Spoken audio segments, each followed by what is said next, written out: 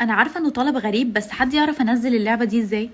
يعني اللعبه دي كانت اسمها الالماس، الماسه، الدايموندز، الستار، والله ما فاكره اسمها ايه، بس هي دي اللعبه دي انا كنت بلعبها وانا صغيره، اللي هو طول الليل وطول النهار، وكنت دايما اللي هي الالماسه دي بتقع على راسي وبتموت الستار بتاعتي، ويا اما كانت بتقع عليا القنبله، وكنت دايما ما بعديش في ليفل كنت بوصله اللي هو كانت بيبقى لون التراب احمر، وبعد كده كنت بفشل. فانا عايزه، انا حاسه ان انا لما كبرت ممكن العبها صح، يعني ممكن احسن اخطاء الماضي. اللعبه دي لسه موجوده؟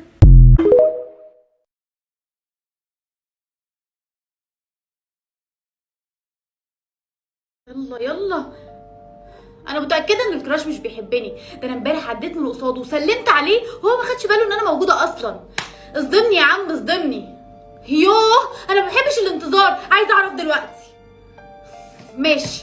صرصورة حبيبة جنى. جنى حبيبه اختها، عايزه ايه يا روحي؟ جنى جابت ليه صرصورة هدية. بجد؟ يا روحي حلوه قوي الخاتم ده. وهتلاقي كمان. بصي يا ماما جنى جابت لي ايه. الله، حلوه قوي يا اسراء. ما ترميش العلبة بتاعته، احتفظي بيها. من عينيا يا روحي، تسلم ايدك يا ماما، الفطار حلو قوي. الف هنا يا حبيبتي، بس ما تنسيش تعدي تجيب اختك من المدرسه وانتي مروحه. من عينيا، هو انا عندي غير جنى؟ هي صرصورة هتوصلني. هي جنى اتأخرت كده ليه؟ كان المفروض تنزل من نص ساعة. مستر لو سمحت، ما شفتش جنى نبيل؟ حضرتك جنى مشيت بقالها ربع ساعة. مشيت لوحدها ازاي؟ هي كل مرة بتستناني. انا لازم اروح ابلغ ماما حالا. ماما الحقي، انا رحت المدرسة وما لقيتش جنى. اسراء حبيبتي، جنى كانت عايزة تعمل لنا مفاجأة وتروح لوحدها، بس وهي جاية عملت حادثة وماتت. لا لا يا بابا، جنى عمرها ما تعمل كده، لا. جنى كانت لسه مدياني الخاتم، كأن قلبها كان حاسس. وحشتيني قوي يا جنى. العلبة. ايه ده؟ ايه الصوت ده؟ العلبة، جنى قالت لي اخد بالي منها. اخيرا لقيتها. افتحيها. ايه الورقة دي؟ انا ازاي ما شفتهاش قبل كده؟ اوعي تصدقي بابا وماما، انا عايشة ونفسي ارجعلك بس مش عارفة. طالما هي عايشة ليه بابا قال انها ميتة؟ وايه اللي مانعها ترجع؟ بصي في مقلمة جنى. هي دي مقلمة جنى. اسراء انت بتعملي ايه هنا؟ ولا حاجة، انا جنى بس وحشتني فقلت اما اخش اوضتها. طب اخرجي يلا عشان في ناس جايين يفضوا الأوضة. لا يا بابا، سيب حاجات جنى يا بابا. اسراء الموضوع منتهي. الحمد لله لحقت اخد المقلمة. ورقة تانية.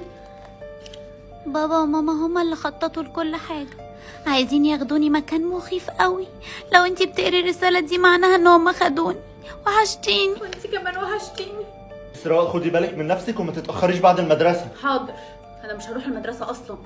انا لازم الاقي اي دليل يوصلني لجنى. محل الحنة. محل حنة؟ غريبة.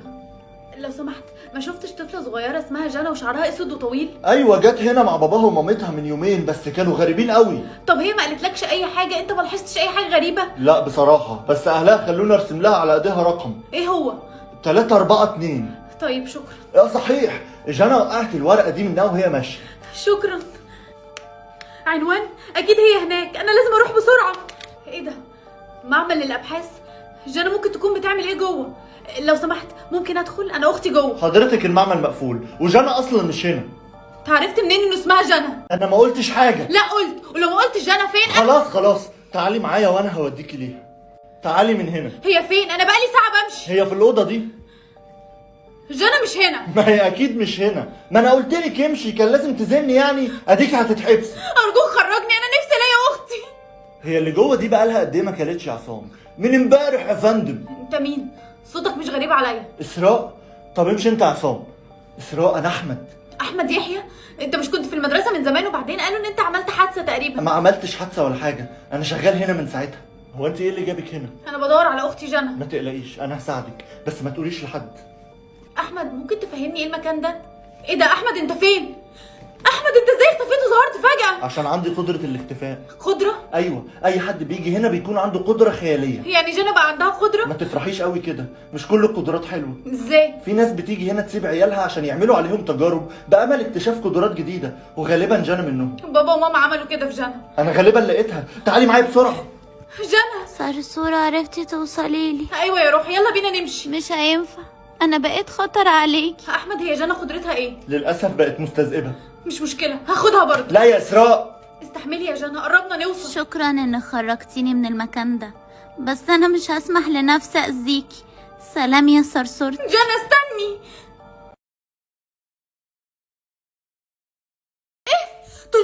57 كلمة بس. انا امبارح كان معايا 5000 كلمة.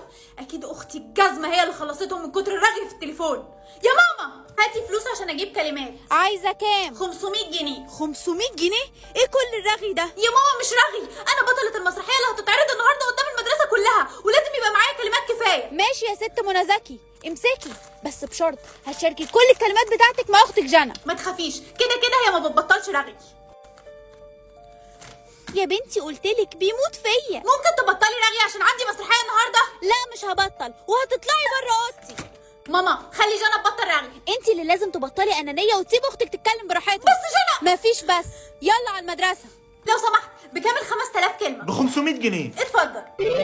اسراء مالك؟ عندي مسرحية بعد شوية وخايفة كلماتي ما تكفيش. يا بختك يا عمر، ما عندكش اخواتي يشاركوا معاك كلماتك. عارف يا عمر انا بحبك ليه؟ بحبك علشان كلماتها خلصت ولا ايه؟ في بطله مسرحيه كلماتها تخلص. ده اكتر موقف محرج شفته في حياتي. اسراء، جنى، بطلوا تضربوا بعض، سيبي شعرها. يا لهوي البت هتبقى قرعه بسببك. كلماتكم خلصت مش كده؟ قدامي على محل الكلمات. بعد ما غرمتوني 5000 جنيه عشان اجيب لكم الكلمات دي، فهموني بقى ايه اللي حصل. اللي حصل ان اسكتي يا اسراء، جنى اللي هتحكي. صاحبتي كانت زعلانه يا ماما عشان ما رجعتلهاش البلوزه بتاعتها، وكان لازم اصالحها، فاستخدمت الكلمات كلها. يعني انت احرجتيني قدام المدرسة كلها عشان تصالحي صاحبتك؟ يا تافهة. اسراء انت بتعملي ايه؟ المفروض تكوني فخوره باختك عشان صالحت صاحبتها. ايوه يا ماما انا فخورة بيها، بس ما حبكتش انها تعمل كده في يوم المسرحية بتاعتي. اسراء كفايه، يلا بينا نخرج عشان نحتفل بالحاجه العظيمه اللي عملتها اختك جنى. يوه، اخد الكلمات كلها لنفسي؟ موافقة. صباح الخير يا ماما. ايه ده؟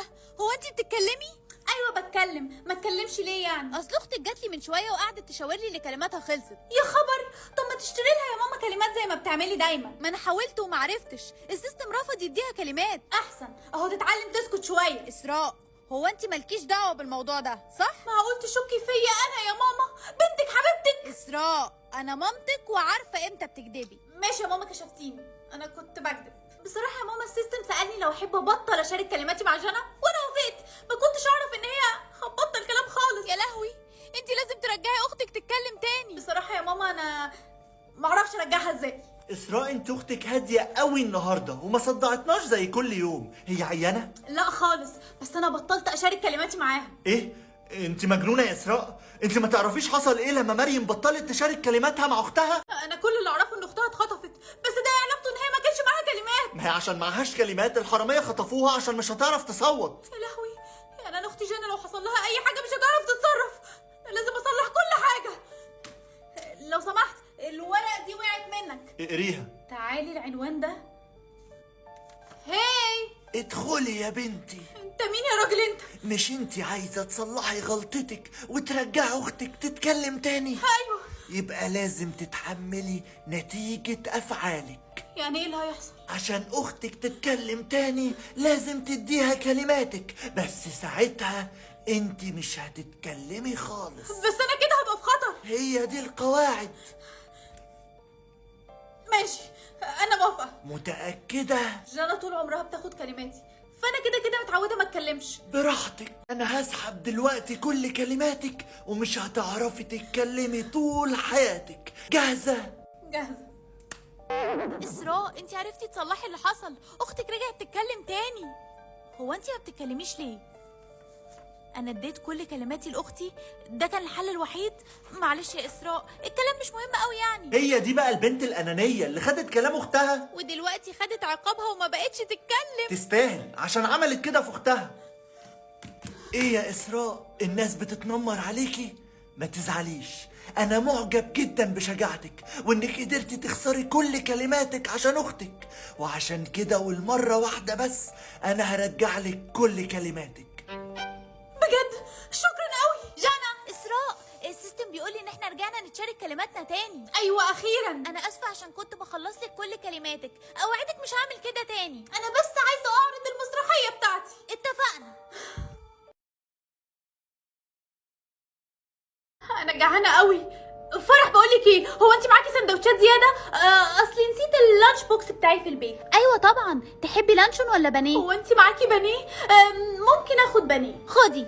ايه ده؟ انت علامتك زرقاء؟ لا مش هديكي اكل. ارجوكي انا جعانه قوي، بقالي يومين ما اكلتش. مش مشكلتي، ابعدي عني. الحقوا يا جماعة، مش دي البنت اللي ابوها وامها غرقوا في البحر؟ ايوه. على فكره بقى هما ما ماتوش، وانا متاكده ان هما هيرجعوا. والله؟ ايوه، وانا متاكده ان هما هيلاقوا الكنز الضايع وهيجيبوه معاهم وهما راجعين. وعلامتي هتتغير على فكره. سيبك منها يا بنتي، دي مجنونة. اسراء فكك منهم، ان شاء الله كل حاجة هتبقى كويسة. انت سهل عليك تقول كده يا عمر، انت كل عيلتك علامتهم صفرة. حضرتك انسة اسراء؟ ايوه. الرسالة دي عشانك. دي رساله من بابا وماما. بجد؟ بيقولوا لي فيها اني لازم اروح حفله المدرسه النهارده عشان هيسيبوا لي علامه هناك تقول لي فين مكان الكنز. بس في مشكلة يا اسراء. ايه هي؟ الحفلة دي مش هيخشها غير اللي علامتهم صفرة بس. يبقى كده مش قدامنا غير حل واحد. انت مجنونة؟ عايزة تغيري علامتك؟ ايوه. انجز بقى بسرعه. طيب انتوا الاتنين وروني علامتكم بسرعة. تمام. شفتوا بقى اي حد علامته زرقاء ماشي من هنا؟ حد علامته زرقاء؟ ياي لا طبعا ما شفناش. كويس، عشان انتوا عارفين ان هما مش مسموح لهم يمشوا من الشارع ده، فلو شفتوا اي حد منهم هنا بلغوني على طول. اكيد طبعا يا فندم، اتفضل. هنعمل ايه دلوقتي؟ هنروح حفله المدرسه زي ما اهلي قالوا وهنستنى الاشاره. هو انت ناوية تروحي الحفلة كده؟ ايوه مالي، ما انا حلوه وزي القمر اهو. اكيد طبعا، بس ده مش لبس يتراح بيه حفلات يعني، ولا يتنسل بيه حتى ما بصراحة. تحترم نفسك. مش قصدي، بس عشان ما نتكشفش لازم تلبسي فساتين مثلا زي اللي علامتهم صفرة يعني. ما انا بصراحه معيش فلوس. ما تقلقيش، انا معايا. انا اول مره البس الحاجات دي، ايه رايك؟ حلو جدا كده، محدش هيكتشف اي حاجة. يلا بينا. الله، ايه المكان الحلو ده، انا عايزه اعيش هنا. يا بنتي بطلي هبل بقى، خلينا نركز. ايه ريحه الاكل الحلوه دي ريحه البراونيز اللي ماما كانت بتعملها لي وانا صغيره. يا بنتي بطلي اكل بقى، كفاية، ده انت مفجوعة صحيح. ايه الورقه دي؟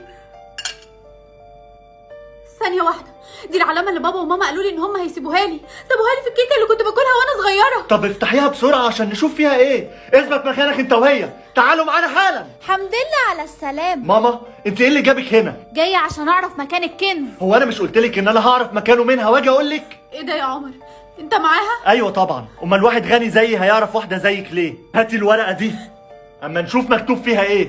سمسمه، انت هتقولي لي دلوقتي حالا الكلمه دي معناها ايه؟ معرفش. يا اما تقولي معناها ايه يا اما تنسي انك تشوفي اهلك تاني. لا خلاص، سمسمة ده اسم العروسة بتاعتي وانا صغيرة. والعروسة دي بقى مكانها في فين؟ بيتنا القديم. طب يلا يا حلوه، ورينا بيتك القديم ده فين. هو ده البيت. انا هدخل ادور على العروسة وانت خليك معاها يا عمر، اوعى تخليها ما تهرب. تقلقيش يا مامي، مش هتتحرك من مكانها. وريني بقى علامتك الصفرا اللي انت زورتيها دي. انت بتصورني ليه؟ عشان اعرف اثبت للبوليس ان انت زورتي علامتك. هاتيها بقى. انا كده شلت اللون الاصفر خلاص، رجعتي فقيره زي ما انت. اتلقحي هنا وما تتحركيش غير لما اقولك. انت كدبت عليا ليه يا عمر؟ مالكيش دعوه. مامتك وعدتك تديك جزء من الفلوس صح؟ ايوه، انت عايزه ايه بقى؟ مامتك مش هتعرف تديك اي حاجة. ازاي يعني؟ عشان انا كدبت عليكم. سمسمة ده مش اسم عروستي وانا صغيرة ولا حاجة. في حد اهبل يسمي عروسته سمسمة؟ انت مثلا؟ مش موضوعنا. سمسمة ده يبقى اسم عربية بابا القديمة. لو خدتني للمكان ده هديك نص الكنز. طب وانا اعرف منين ان انت مش بتضحكي عليا؟ عشان للاسف انا لسه بحبك يا عمر، ونفسي نلاقي انا وانت الكنز ونكمل حياتنا مع بعض. مش عارف ليه مش مصدقك. يا عمر ركز معايا، لو مامتك كانت لقت الكنز كان زمانها خرجت من زمان، انما هي ما خرجتش لحد دلوقتي. ليه؟ ليه؟ عشان ما فيش عروسه جوه. انجز بقى، ما فيش وقت. ها، اتفقنا ولا ايه؟ اتفقنا. العربيه اهي. استني انت هنا، انا هروح اجيبه. انا لقيت الكنز وهاخده كله لوحدي. هو احنا مش اتفقنا؟ ايه ده، هو انت ما تعرفيش؟ انا ماليش كلمه. انت رايحة فين؟ مفكرة عمر مش هيقول لمامته انك كدبتي عليها؟ يوه، هي العيله دي ما بتموتش. هاتي الكنز اللي في ايدك ده قبل ما حبيبتي، بابا ماما، وحشتينا قوي. بصي على ايدك كده. اخيرا علامتي اتغيرت. يسكن البحر ويحبه الناس. سبونج بوب سكوير بين. تلعبي لعبة اهزم خوفك مقابل $1,000,000 انت شايف اللي انا شايفاه يا بسكوتة؟ دي فلوس كتير قوي، ممكن نجيب بيهم لعبة. موافقة يا مامي. ماما خبيني وخبي بسكوتة. مالك يا صرصورة في ايه؟ اللعبة عايزاني اهزم العفريت اللي جوه الدولاب. طالما وافقتي على اللعبة يبقى لازم تهزمي خوفك، والا هيخلوكي تدفعي $1,000,000 وماما معهاش الفلوس دي كلها. بس انا بخاف. ما تخافيش، مفيش عفريت جوه الدولاب ولا حاجه. طب ينفع تيجي معايا؟ لا ما ينفعش، لازم تهزمي خوفك لوحدك. حاضر. هاي يا عفريت، انا صرصورة ومش جاية اضايقك خالص، انا بس هبص بصة جوه الدولاب وهمشي. 3 2 1. مفيش عفريت جوه، شكله راح يزور قرايبه. ماما، العفريت خلاني غنية. تلعبي اهزم خوفك مقابل مليون جنيه؟ اكيد طبعا. انا مش مصدق انك بتلعبي اللعبه دي، انا اللي مش مصدقه ان انت مش بتلعبها. لما تكسبها هتكسب فلوس كتير قوي، ولما تخسريها هتخسري فلوس اكتر. يبقى ما تخسرهاش. انت عارفه ان انا كسبت اللعبه دي وانا عندي 8 سنين، يبقى اكيد هكسبها دلوقتي. ايه اللي ظهر لك يا اسراء؟ ان اتكلم قدام ناس كتير. تقدري تعمليها يا صرصوره، دي سهله جدا. ايوه طبعا، دي اسهل حاجه عندي. اسراء ما تخافيش، تقدري تعمليها، هتقدري تعمليها. اسراء، انت اللي هتقدمي حفله المدرسه النهارده؟ لا. ايه؟ اقصد هقدمها. هو بس الجو حر شويه وانا قلبي بيدق بسرعه حاسه ان انا هيغمى عليا، بس هقدمها. يا اسراء، لو خسرتي هتدفعي مليون جنيه. عارفه يا عمر، اسكت بقى يا جماعه. يا حلوين، يا قطاقيط، انتوا يا عيال. ما كان من الاول. انا بس كنت عايزه اقول النهارده انه مديره المدرسه حد عزوز لزوز، ووكيل المدرسه حد عسول، وانتوا احلى ناس في الدنيا، والمدرسين ناس امارات، وانا عايزه اعيط. اخلص بقى، اخلص بقى. هو ايه اللي يخلص يا اسراء؟ حد كده في بالي. انت هزمتي خوفك وكسبتي مليون جنيه. حلو قوي كده. سلام. انا بقى ايه الاخبار يا جماعه؟ انا كنت كويسه في الحفله صح؟ لا، كنت تقرفي الصراحه. ما طلبتش رايك يا عمر، انت غيران مني عشان انا كسبت مليون جنيه. انا هاخد راي اعز صحباتي. ايه رايك؟ كنت بشعه. شفت ايه؟ تلعبي اهزم خوفك مقابل 10 مليون جنيه؟ 10 مليون جنيه؟ هم زودوا المبلغ كده ليه؟ اسراء اوعي توافقي. ما تخافيش يا ماما، انا بس ههزم خوف. انا بجد مش مصدق انك وافقتي المره دي، انا خايف عليكي قوي. الموضوع مش مخيف للدرجه دي يا جماعه، كل الحكايه ان انا المفروض اهزم خوفي. ايه اللي ممكن يبقى صعب في كده يعني؟ زي ما انتوا عارفين يا اولاد ان جايزه لعبه اهزم خوفك زادت وبقت 10 مليون جنيه، بس احنا بننصحكم ان انتوا ما تشاركوش السنه دي لان السيستم بيطلب من الناس حاجات غريبه جدا. يا لهوي. جماعه، سمعتوا اللي حصل؟ بيقولوا ان كل اللي وافقوا يلعبوا اللعبه دي ما عرفوش يهزموا خوفهم وخسروا فلوسهم كلها. اكيد كانوا جبناء، عشان كده ما عرفوش يكسبوا اللعبه. الخوف بتاعك جه صح؟ ايه هو بسرعه؟ الموت. ارتحتوا؟ يعني انت عشان تكسبي المفروض اموت. لا يا اسراء، خلاص اخسري اللعبه وادفعي لهم الفلوس. هو انا لو معايا 10 مليون جنيه هفضل واقفه معاكم هنا؟ هما ازاي يعملوا فيا كده؟ هي دي الخدعه، اللي عملوا اللعبه مش هيسيبوا حد يكسب ابدا. اسراء، انت لازم تدفعي للعبه 10 مليون جنيه. انا مش خايفه على فكره. ايوه فعلا مش خايفه، انت مرعوبه بس.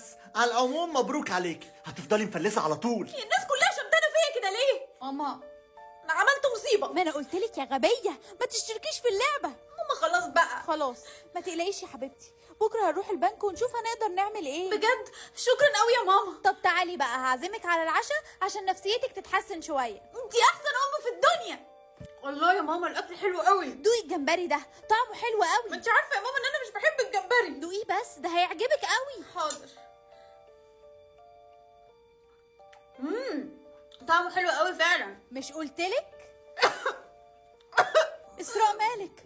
الحقوني، في دكتور هنا. انا فين؟ الحمد لله على سلامتك. هو ايه اللي حصل؟ انا جيت هنا ازاي؟ انت كان عندك حساسيه شديده من المأكولات البحريه، فلما كلتي جمبري اغمى عليكي ونقلوكي على هنا. طب وايه السبب اللي خلاني اكسب كل الفلوس دي؟ ما انت كنت هتروحي مننا، بس بعد الانعاش رجع قلبك يدق تاني. انا طول عمري ما بحبش الجمبري، بس عمري ما عرفت ان انا عندي حساسيه منه. ازاي مش عارفه انك عندك حساسيه منه؟ عشان ما اكلتوش قبل كده فما اعرفش. غريبه قوي، ده تقرير بيقول انك اتنقلتي للمستشفى وانت عندك 3 سنين عشان كلتي جمبري. ما انا اكيد مش هفتكر حاجه حصلت لي وانا عندي 3 سنين. ثانيه واحده، لو انا ما افتكرتش ان انا عندي حساسيه من الجمبري عشان انا كنت صغيره، بس اكيد ماما كانت فاكره. ماما، انت كنت عارفه ان انا عندي حساسيه من الجمبري؟ لا طبعا. ازاي؟ والدكتور وراني التقرير ده اللي بيثبت ان انا جالي حساسيه من الجمبري وانا عندي 3 سنين. يعني انت كنت عارفه. ثانيه واحده، انت اللي دوقتيني جمبري بايديكي، يعني انت كنت قاصده تاكليهوني. انت اللي طلبتي تدوقيه يا اسراء. لا ما حصلش. المهم انك مليونيره دلوقتي. يعني انت يعني انت كنتي قاصده تسمميني بالجمبري يا ماما؟ كنت قاصده علشان تكسبي الفلوس، واديكي ما متيش الحمد لله. اضحكي بقى، اضحكي عشان الصحفيين بيخبطوا على الباب. اسراء، انت الوحيده اللي كسبتي 10 مليون جنيه في اللعبه، احساسك ايه؟ مبسوطه جدا. انت تعرفي ان اللعبه اتلغت تماما بعد ما انت كسبتي فيها؟ احسن. ايه؟ اقصد يعني بالرغم من ان اللعبه دي علمتني ازاي اكون شجاعه، بس برضه طلبت مني ان انا اعمل حاجات ما اتمناش لاي حد ابدا ان هو يعملها. كفايه كلام لحد كده. اسراء تعبانه، استاذنكم يلا عشان نروح. قصدك تروحي؟ انا هاخد شقه لوحدي وهعرف ادفع ثمنها، ما انا مليونيره بقى. ما تسامحيني خلاص بقى. مسامحاكي، بس برضه هروح اقعد في شقه لوحدي. انا من زمان نفسي اعمل كده. اسراء، سمعتي ان المسابقه رجعت تاني السنه دي والجايزه بقت 50 مليون جنيه، بس محدش رضي يلعبها خالص. محدش اشترك فيها لحد دلوقتي. تقصدي ايه؟ هتشتركي في اللعبه؟ وليه لا؟ عندك حق. هيبقى ايه مثلا اصعب من الموت؟ المجهول مثلا.